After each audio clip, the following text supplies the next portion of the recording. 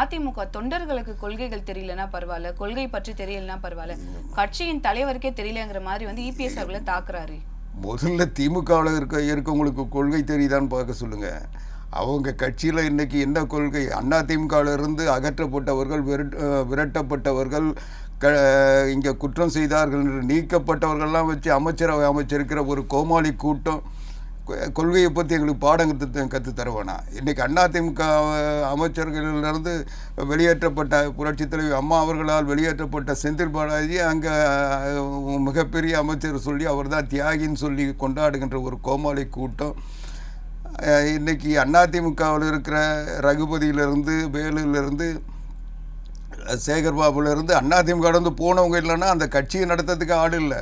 அன்றைக்கி ஆட்சி நடத்துறதுக்கு துப்பு இல்லை. இவங்க அமைச்சரவையில் ஒரு சிறந்த ஆட்சியாளர்கள்னு பார்த்திங்கன்னா அதிமுகவிலேருந்து வந்தவங்க தான். அதில் வேறு வெக்கம் இல்லாமல் அவங்க சொல்கிறாங்க.